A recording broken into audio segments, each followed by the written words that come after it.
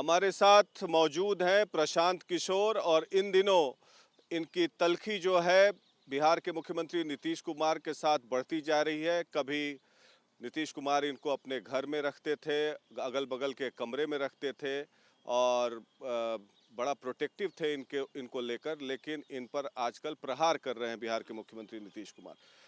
प्रशांत जी, स्वागत है आपका रिपब्लिक मीडिया नेटवर्क पे। रिपब्लिक टीवी, रिपब्लिक भारत और Republic digital platform English Hindi, 4 platform पे आप लाइव हैं। तो ये बताइए कि नीतीश कुमार आपसे इतना गुस्से में क्यों है? कह रहे हैं कि आपको एबीसी नहीं आता, आप को कुछ नहीं आता। वो 2005 से हमने काम किया है, उनको उसको कुछ आता है। और सबसे बड़ी बात कि आपसे बीच में उनके पार्टी के नेता भी मिले थे, आपको राष्ट्रीय अध्यक्ष बनाने की पेशकश की गई थी। तो जब आपको कुछ नहीं आता तो ये सब पेशकश क्यों की गई थी? अब तो ये सारे सवाल आपको नीतीश जी से ही पूछना चाहिए भाई।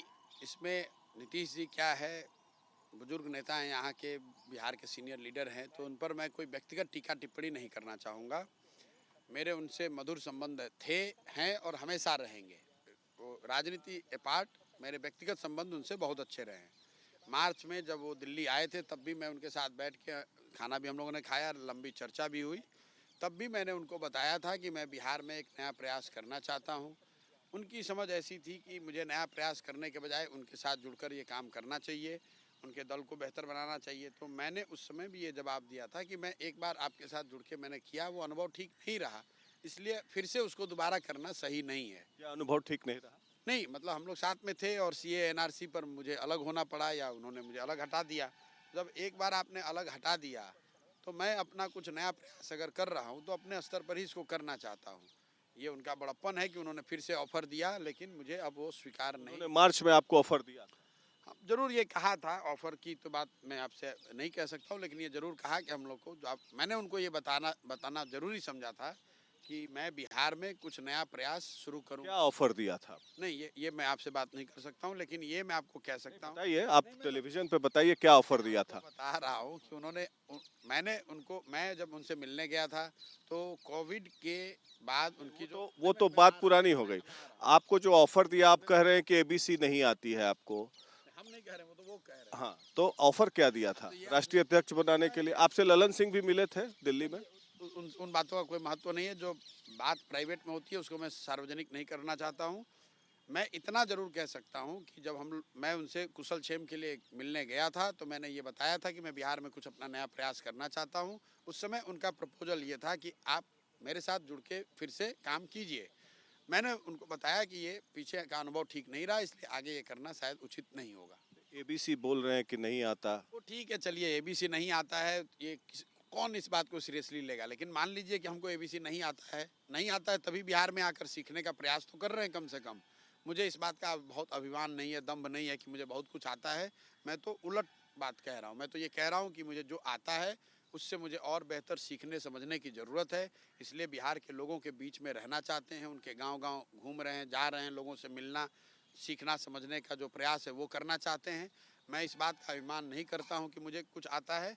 नीतीश जी ने ये कहा तो उसका मुझे कोई दुख नहीं है और मुझे कुछ से असर नहीं है। हाँ, ये ज़रूर बात है कि नीतीश जी को तो आता है, वो ए टू जेड जानते हैं, वो मुख्यमंत्री हैं, तो उन्हें ज़रूर ये समय थोड़ा निकाल कर हम जैसे अनपढ़ों को, बेवकूफ़ों को बताना चाहिए कि भाई बिहार में उन्होंने ऐसा कौन सा अच्छा काम कर दिया है जो हम लोग नहीं समझ पा रहे हैं।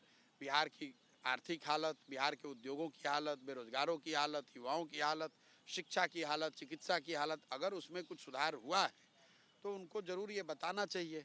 क्योंकि जो आंकड़े हम लोग देख पा रहे हैं जो पब्लिक डोमेन में है, चाहे वो राज्य के आंकड़े हों, राज्य सरकार के, केंद्र के हों या इंडिपेंडेंट एजेंसियों के, हर जगह तो यही दिख रहा है कि बिहार आज भी, उनके 17 साल मुख्यमंत्री बने रहने के बाद भी, बिहार आज देश का सबसे गरीब और पिछड़ा राज्य है। लोग पलायन के लिए मजबूर हैं, सबसे ज़्यादा बेरोजगार लोग यहाँ हैं, सबसे ज़्यादा अशिक्षित लोग यहाँ हैं। तो ऐसा कौन सा उन्होंने काम किया है जो इन आंकड़ों में परिलक्षित नहीं हो रहा है? चूंकि वो ज्ञानी व्यक्ति हैं तो उन्हें ये बताना चाहिए, हम लोग उस बात को मान लेंगे। आप बोलते हैं कि वो 360 डिग्री टर्न लेगा बिहार का पॉलिटिक्स फिर, और ये जो समीकरण है ये नहीं रहेगा, और फेविकॉल के जोड़ की भी बात करते हैं आप। नहीं देखिए, ये दोनों तीनों अलग अलग बात है। बिहार की जो राजनीति है आप लोग तो रोज कवर कर रहे हैं। पिछले 10 साल से जो 2012 से मोदी जी के राष्ट्रीय राजनीतिक पटल पे प्रादुर्भाव के बाद से as an after effect Bihar में जो राजनीतिक अस्थिरता का दौर शुरू हुआ है वो थमने का नाम नहीं ले रहा है। 2012 के बाद नीतीश जी का ये 6वां प्रयोग है सरकार बनाने को लेकर। तो 6 बार 180 डिग्री या 360 डिग्री घूम चुके हैं। तो मुझे ऐसा नहीं लग रहा है कि ये स्थिरता अभी लौटने वाली है। आज जो फॉर्मेशन बना है इसकी बहुत लॉन्जिविटी नहीं है, कुछ दिन तक चल सकता है, कुछ महीनों तक चल सकता है। सरकार चलाने के लिए लोग साथ में आए हैं, इसको जनता का मैंडेट नहीं है। और जब आप चुनाव लड़ने जाएंगे तो आपको जनता का मैंडेट भी नहीं होगा। और इस समीकरण को 7 दलों को एक साथ एक टेबल पर रख के चुनाव लड़ना इतना आसान नहीं है। इसलिए मैं बार बार कह रहा हूँ कि अगला जो विधानसभा का चुनाव है वो इस फॉर्मेशन में नहीं आपका कहने का मतलब कि लालू जी की पार्टी और तेजस्वी की पार्टी नीतीश जी के साथ नहीं रहेगी, ये मतलब अपने आप को मैं ऐसा नहीं कह रहा हूँ। मैं ये कह रहा हूँ कि अभी 7 दलों का महागठबंधन है। तो सरकार जब आप चलाते हैं तो इस तरह के डिफिकल्ट कोalitions को भी आप बना चला सकते हैं क्योंकि लोगों का वेस्टेड इंटरेस्ट है। हर आदमी चाहता है हम सरकार में रहें। लेकिन जब आप इसके लिए पॉलिटिकल लड़ाई के लिए जाएंगे तो उसमें लोगों के इंटरेस्ट अलग होते हैं, लोगों का अपना हित अलग होगा। हर आदमी चाहता है मुझे सबसे ज़्यादा मिले, कोई आदमी दूसरे के साथ चलना नहीं चाहता है। वैसी परिस्थिति में ये समीकरण, ये गठबंधन इसी तरह बना रहेगा, इसकी संभावना करीब करीब 0 है। और मैं इस दावे के साथ ये बात को कह सकता हूँ कि अगला विधानसभा, आप इस बात को नोट कर लीजिए, अगला विधानसभा का चुनाव इस फॉर्मेशन में नहीं होगा। अब इस फॉर्मेशन में क्या चेंज होगा, कितना चेंज होगा, कब चेंज होगा, ये मुझे नहीं पता है। या फिर नीतीश कुमार बीजेपी की तरफ आ जाएंगे? अब आएंगे कि नहीं ये बात इस धरती पर कौन बता सकता है, आप बताइए। बता सकते हैं, आप कमरे के बगल में रहते हैं। नहीं, हम कमरे के बगल में नहीं भाई, हम तो उनके साथ में ही रहे हैं, दो साल रहे हैं। लेकिन 17 में जब मैं उनके साथ रहता था 15 में, तो 17 में जब वो बीजेपी गए तो मुझे तो नहीं पता था। तो ये कौन दावा कर सकता है? नीतीश जी के लिए यहाँ बिहार में आप लोग कहते हैं कि जो दाहिना हाथ करता है उनका उनके बाएं हाथ को नहीं पता होता है। तो कोई दूसरा व्यक्ति कैसे बता सकता है? हाँ, जो स्थिति है राजनीतिक सामाजिक जो स्थिति है वो बड़ा स्पष्ट है कि ये लंबे समय तक इस गठबंधन को आप चला नहीं सकते हैं। इसमें परेशानी आनी ही आनी है। आप लोग खुद आपने अपना कोई रिपोर्ट अभी 2-4 दिन पहले चलाया कि कैसे लोग बालू माफिया ऑफिस में घुसकर अफसरों को धमकी दे रहे हैं। तो नीतीश कुमार या तो उसको सब्सक्राइब कर रहे हैं। उसमें एक वक्तव्य है कि तुम्हें पता नहीं है हम लोग की सरकार बन गई है। तो हम लोग की सरकार तो नीतीश जी की सरकार है। तो क्या नीतीश जी ये मानने को तैयार हैं कि बालू माफिया बालू माफियाओं की सरकार बन गई है? जो आप टीवी पे चला रहे हैं, हमने तो टीवी पे देखा। हमने नहीं चला, जो उसने बताया माइनिंग इंस्पेक्टर। तो उसने क्या बताया कि उसने कहा कि तुम्हें पता नहीं है कि अब हम लोग की सरकार है। तो हम लोग तो पब्लिक में ये जानते हैं कि आज नीतीश कुमार की सरकार है। तो नीतीश कुमार क्या इस बात को मानने के लिए तैयार हैं कि वो बालू माफिया जो बालू माफिया है इस राज्य में उसके उनकी सरकार हो गई है? तो कितने दिन तक चल सकता है? कहते हैं जनता का राज है, जंगल राज नहीं है। बालू माफिया से ही आपको आगे बढ़ाएंगे सवाल पर। जनता का राज है, जंगल राज नहीं है। बिहार में जैसे आनंद मोहन का प्रकरण हुआ, फिर कार्तिक सिंह का हुआ, माइनिंग इंस्पेक्टर वाला आप बोल रहे हैं। फिर आज एक पूर्व एमएलसी के बेटे ने डीएसपी का कपड़ा फाड़ दिया थाने में, पीरबहोर थाना। तो मुझे तो नहीं लगता है कि बिहार की जो जनता है वो ये काम करती है। ये तो जो आपराधिक तत्व हैं ये वो काम करते हैं। अगर नीतीश जी ये कह रहे हैं कि बिहार में जनता की ये सरकार है, तो बिहार की जनता बालू माफियागिरी तो करती नहीं है, बालू का धंधा नहीं करती। बिहार की जो जनता है वो बालू का अवैध कारोबार नहीं कर रही है। बिहार की जनता जाकर डीएसपी का कॉलर नहीं पकड़ रही है। बिहार की जनता जाकर लूटपाट नहीं कर रही है। जो लोग ये कर रहे हैं वो तो समाज का वो वर्ग है जो अपराधी प्रवृत्ति का आदमी है। और सरकार उनकी है, या वो अपराधी प्रवृत्ति के जो लोग हैं वो दावा कर रहे हैं कि उनकी सरकार है। तो नीतीश जी को क्लियर करना चाहिए। अच्छा, ये नीतीश जी दिल्ली गए थे और सभी पार्टियों को एकजुट करने की कोशिश कर रहे हैं। क्या आपको लगता है कि 1977, 1989 विश्वनाथ प्रताप सिंह के नेतृत्व में जो सरकार बनी, उसके बाद 96-98 में जो देवेगौड़ा और गुजराल साहब बने, तो उसके अलावा ये इस टाइप का यूनाइटेड फ्रंट कोई होगा और कांग्रेस पार्टी साथ में रहेगी नहीं रहेगी, कौन नेता होगा इसका? देखिए, जो नीतीश जी दिल्ली गए और जो घटनाक्रम मीडिया के माध्यम से पता चला, उसमें ऐसा कुछ भी नहीं है जिसका मैं बहुत गंभीरता से संज्ञान लूँगा।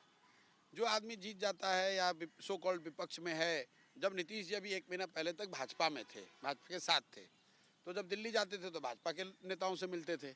आज भाजपा से विपक्ष में है तो विपक्ष के नेताओं से मिल रहे हैं। इसमें नई बात क्या है? आपने 77 का हवाला दिया।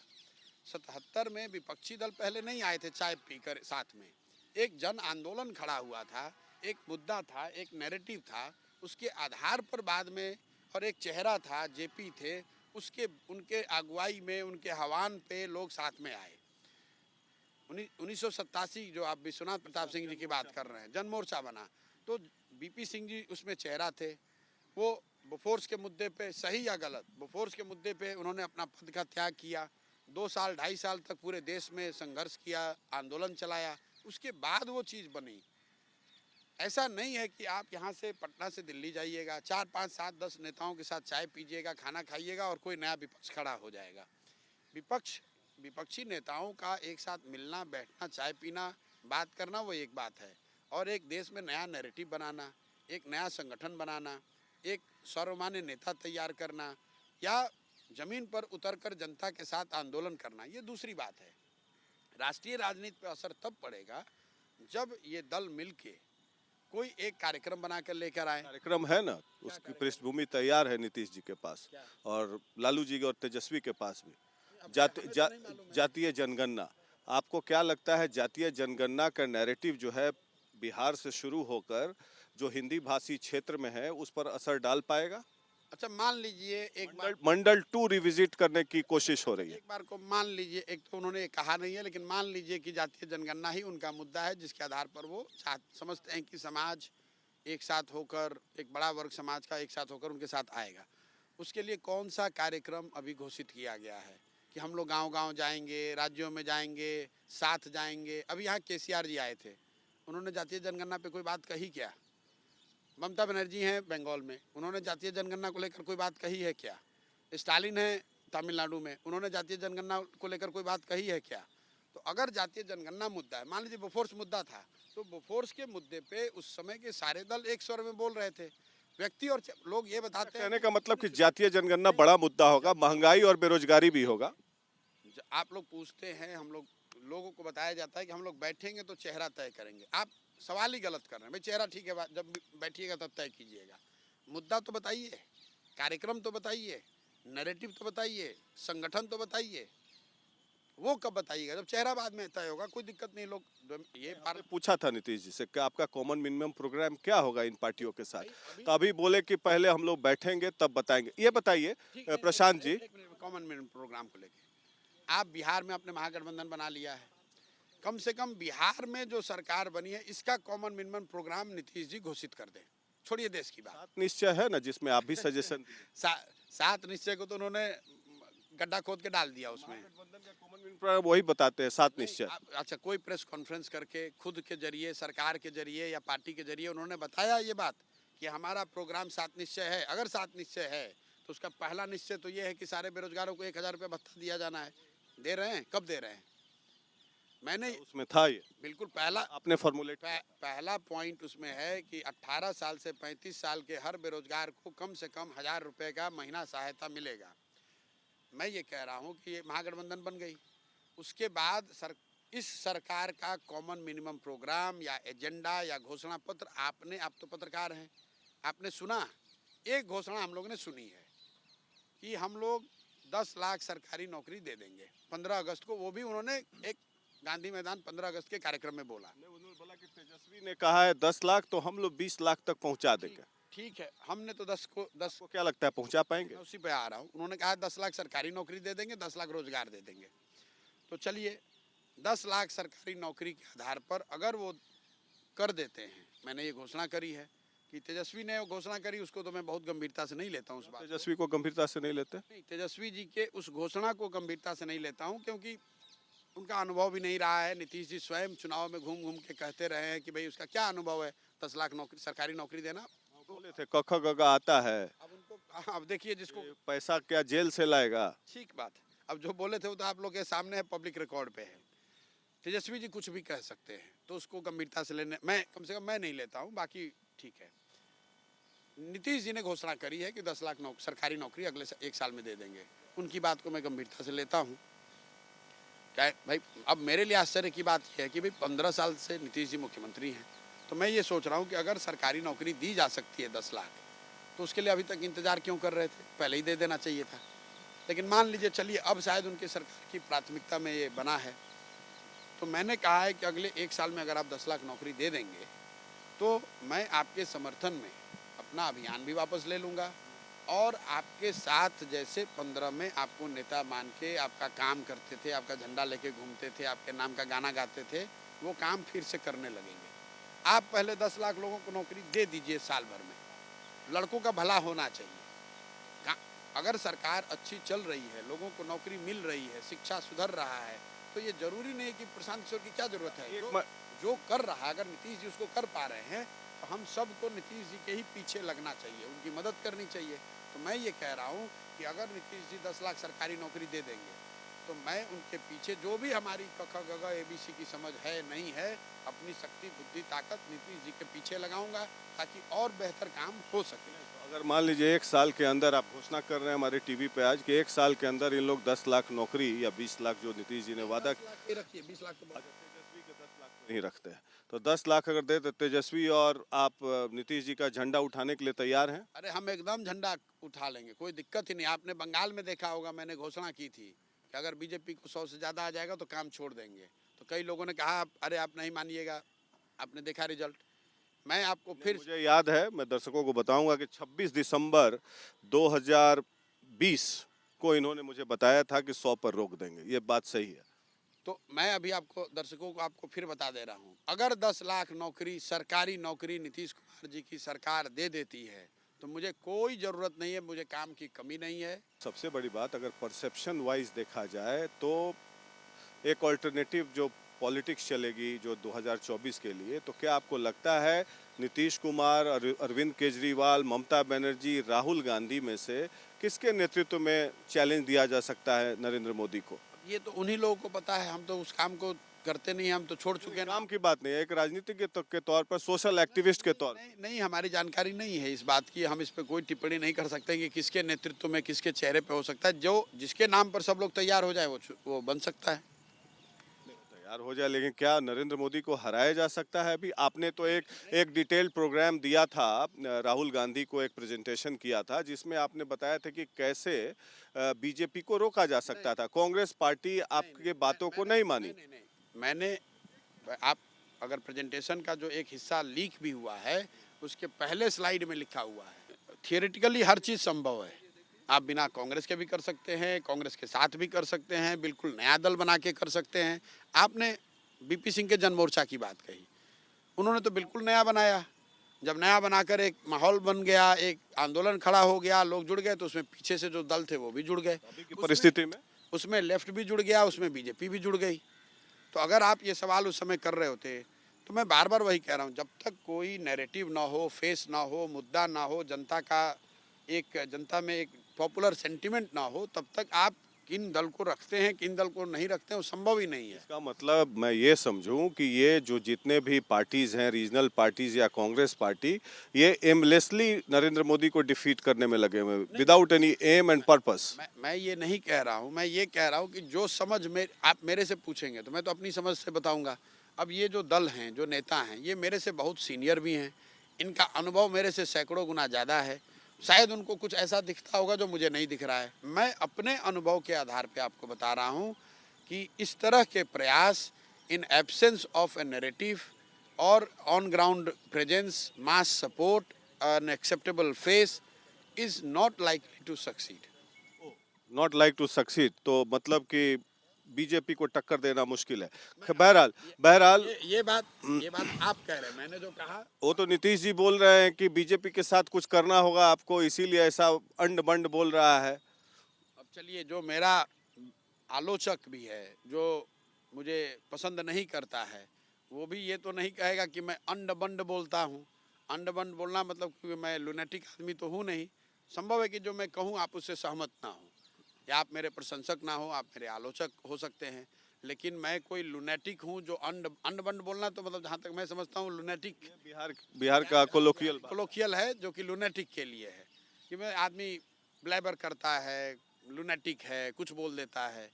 अब मेरी भूमिका और छवि ऐसी तो नहीं है, लेकिन अगर नीतीश जी को लगता है कि हम अंड-बंड बोलते हैं, तो वो अपनी ही सोच को परिलक्षित कर रहे हैं कि ऐसे अंड-बंड बोलने वाले आदमी को अपने घर बुलाते हैं, उसको अपना फ्यूचर बताते हैं, उसको आप फिर से साथ लाने का न्योता देते हैं। तो अब नीतीश जी अपनी बात क्या फ्यूचर बताया? नहीं भाई, आप लोगों के सामने जब मैंने ज्वाइन किया तो उन्होंने कहा जो बात कहा वो साहब फ्यूचर, ही हाँ। Is the future. तो अब वो अपनी इसी फ्यूचर के नाते आपको पार्टी अध्यक्ष पद का ऑफर छोड़िए, किया। वो अध्यक्ष वो सब बेकार बात है। मैं ये कह रहा हूँ कि खुद ही अपनी बात को, अपने आकलन को, मतलब रोज चेंज करना वो किसी स्टेबल माइंडसेट को नहीं दिखाता है। आप एक दिन किसी को अपना फ्यूचर बताते हैं, दूसरे दिन उसको धंधे वाला बताते हैं, तीसरे दिन उसको अंड-बंड बोलने वाला बताते हैं, चौथे दिन फिर उसको बुला कर साथ में जुड़ने की बात कहते हैं। तो ये पूरे वक्तव्यों के जाल में अपने आप और अपनी सोच और अपनी मेंटल स्टेबिलिटी को आप ये दिखा। राहुल गांधी भारत जोड़ो यात्रा कर रहे हैं, तो क्या आपको लगता है कि ये जो स्ट्रेटेजी है उनकी भारत जोड़ो यात्रा की, जैसे कि आपने कहा कि कोई प्रोग्राम्स नहीं है, पॉलिसीज नहीं है, काउंटर कैसे करेंगे, तो ये सक्सीड कर पाएगा या इसका कोई और स्वरूप होना चाहिए था? देखिए, राजनीति में दल नेता उनको जनता से जुड़ने का, जनता से मिलने, अपनी बात रखने का स्वतंत्र हैं, करना ही चाहिए। कांग्रेस अगर कर रही है तो ये दिल्ली में बैठे रहने के मुकाबले तो ज़रूर अच्छा है, और मैं उस पर कोई टीका टिप्पणी भी नहीं करना चाहता हूँ। वो कर रहे हैं, उसका स्वागत है, करें। जो मुझे बाहर से देखने से समझ में आती है, जो बात मैंने पहले भी बताई, कि अगर कांग्रेस का लक्ष्य ये है कि बीजेपी की आइडियोलॉजी या विचारधारा उसके खिलाफ समाज में या राजनीतिक तौर पे आप कोई जन जागरण कर रहे हैं, राजनीतिक शक्तियों को इकट्ठा कर रहे हैं, उनको बताना चाहते हैं कि उससे देश का, समाज का क्या नुकसान हो रहा है, तो बेहतर ये होता है कि इस यात्रा का जो कोर है, जो सेंटर है, वो राज्य होते जहाँ बीजेपी सशक्त पॉलिटिकल पावर है। अगर आप इसको केरला में कर रहे हैं, तो केरला में तो लड़ाई लेफ्ट और कांग्रेस के बीच में है। बीजेपी तो वहाँ बहुत शक्तिशाली पार्टी नहीं है। अगर आप 20 दिन तमिलनाडु में हैं, 15 दिन 20 दिन आप तेलंगाना में हैं, तो इन राज्यों में जो जिस आइडियोलॉजी, जिस विचारधारा के खिलाफ आप लड़ाई लड़ रहे हैं, वो विचारधारा इतनी मजबूत तो है नहीं। तो मैं वो समझ नहीं पा रहा हूँ कि टारगेटिंग के हिसाब से ये तो ऐसे हो गया कि लड़ाई आपकी लगी है बांग्लादेश के साथ, और आप वेस्टर्न फ्रंट पे जाकर पाकिस्तान के साथ अपना टैंक डिप्लॉयमेंट कर रहे हैं। जहाँ लड़ाई है, प्रयास तो वहाँ होता तो ज़्यादा बेहतर होता, लेकिन उन्होंने किया है। तो कांग्रेस में इतने बुद्धिमान लोग हैं, इतने अनुभवी लोग हैं, उन्होंने कुछ सोच समझ के ही किया होगा। अब वो कर रहे हैं, उसको देखिए। हम आप नागरिक होने के नाते उसको शुभकामना दे सकते हैं। देखिए कि उसका रिजल्ट क्या आता है। अच्छा प्रशांत जी, आप पिछले कई महीनों से बिहार का भ्रमण कर रहे हैं, कई कई मुद्दों पर आप बातचीत भी कर रहे हैं लोगों से, तो क्या 2 अक्टूबर से आपकी पदयात्रा शुरू होगी, उसके बाद क्या आप कोई पार्टी बनाएंगे या कोई फॉर्मेशन में जाएंगे कोई रीजनल पार्टीज के साथ? देखिए, मैं बिहार में आया हूँ तो कोई दल बनाने नहीं आया हूँ। मैंने कहा पहले दिन जब आया था कि मैं एक नई राजनीतिक व्यवस्था बनाने का प्रयास करना चाह रहा हूँ। सॉरी। और वो बनाने की दिशा में पहला प्रयास ये है कि पहले बिहार और बिहार के लोगों को, यहाँ के समाज को बेहतर तरीके से समझा जाए। उसके लिए पदयात्रा कर रहे हैं, ताकि अगले 1 साल लोगों के बीच में रहें, उनसे सीखें, समझें, ये जानने का प्रयास करें कि समाज में कौन से ऐसे व्यक्ति हैं जिनको साथ में लेकर चला जा सकता है या चलने की ज़रूरत है। कौन से ऐसे मुद्दे हैं जिसको सरकार या राजनीतिक तौर से प्राथमिकता के तौर पे उठाना चाहिए, और कौन से ऐसे प्रयास हैं जो करने से बिहार की स्थिति सुधर सकती है। ये लोगों की सामूहिक शक्ति, बुद्धि को समाहित करने के लिए पूरा प्रयास कर रहे हैं। पदयात्रा इसलिए नहीं कर रहे हैं कि हमको कितना किलोमीटर चलना है। पदयात्रा इसलिए कर रहे हैं कि मेरी अपनी भावना है, मेरा अपना दृढ़ विश्वास है कि बिहार के लोगों में वो शक्ति, वो बुद्धि, वो ताकत है। उनको पता है कि इसको कैसे सुधारा जा सकता है। ज़रूरत इस बात की है कि कोई लोग उनके पास जाए, उनकी मदद से उन सही लोगों को चिन्हित करे, उनको एक साथ जोड़े, एक साथ लाए, उनको इस बात के लिए समझाए, प्रेरित करे कि अगर आपको और हमको अपने और अपने बच्चों के लिए बेहतर बिहार बनाना है, तो हम सबको मिलकर ही प्रयास करना पड़ेगा। उस पूरे प्रयास में मेरी भूमिका कुम्हार की है। लोग अपनी ताकत और शक्ति से, जैसे घड़ा जो है वो मिट्टी और चाक से बनता है, कुम्हार की भूमिका ऐसी है कि वो थोड़ा सा मदद करे ताकि वो सही मिट्टी से घड़ा बन जाए। मेरा जो प्रयास है कि अगले 1-1.5 साल तक गांव-गांव जाना, रहना, वहीं उन लोगों के बीच में रहना, उनसे जानना, समझना।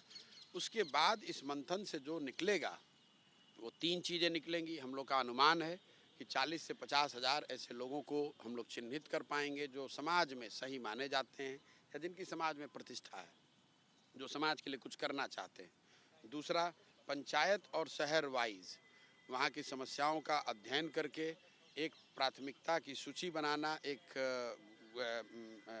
ब्लूप्रिंट बनाना कि अगर कल मौका मिलता है तो हर पंचायत, हर शहर में प्राथमिकता के आधार पर क्या किया जाएगा। और तीसरा, जो बिहार के डेवलपमेंट के लिए 10 महत्वपूर्ण मुद्दे हैं, शिक्षा, स्वास्थ्य, रोजगार, करप्शन वगैरह, सामाजिक न्याय, खेलकूद, कृषि, इन विषयों पर एक 15 साल का ब्लूप्रिंट बनाया जाए। लेकिन वो ब्लूप्रिंट किसी विशेषज्ञ के ग्रुप के द्वारा न बनाया जाए, वो विशेषज्ञों के ग्रुप के साथ साथ बिहार के लोगों के जनमानस की भावनाओं को, उनके सलाह को लेकर समाहित करके बनाया जाए। इसी 3 काम के लिए अगले 1-1.5 साल तक लगे आप अकेले लगे रहिएगा, किसी पार्टी का समर्थन नहीं लीजिए? नहीं, पार्टी भाई, मैं जब मीटिंग में जा रहा हूँ तो वहाँ हर पार्टी के लोग आते हैं। उसमें बीजेपी के भी लोग आते हैं, उसमें आरजेडी के आदमी आता है, उसमें जदयू के लोग आता है, हर कांग्रेस के लोग आते हैं, हर दल के लोग आते हैं। मैंने कोई दल बनाया नहीं तो दलगत बात है नहीं। तो आखिरी में यह है कि क्या नीतीश कुमार को फेविकॉल वाला आपने क्यों बोला कि फेविकॉल की तरह चिपके हुए हैं?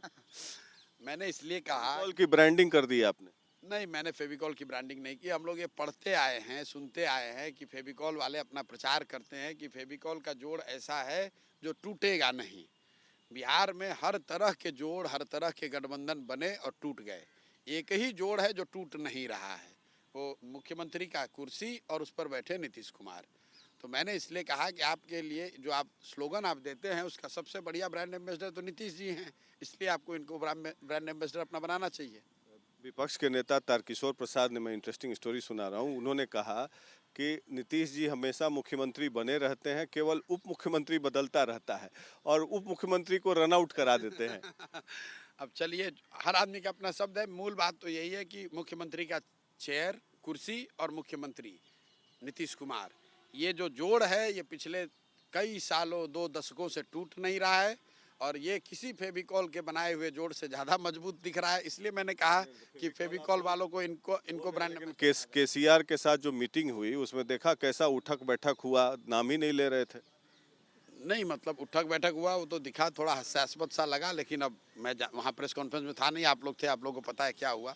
हम लोगों ने जो वीडियो पर दिखा वो मतलब थोड़ा अजीबोगरीब सा लगा, लेकिन कुछ वजह रही होगी, मुझे पता नहीं है। तो ये थे प्रशांत किशोर। 2-3 बातें महत्वपूर्ण इन्होंने कही कि जो ऑपोजिशन है उसके पास कोई नैरेटिव नहीं है और यहाँ तक कि राहुल गांधी पर भी एक तरीके से निशाना साधा कि राहुल गांधी ऐसे जगह से अपने भारत जोड़ो यात्रा की शुरुआत कर रहे हैं जो कि वहाँ पर उनका ट्रैक्शन नहीं है।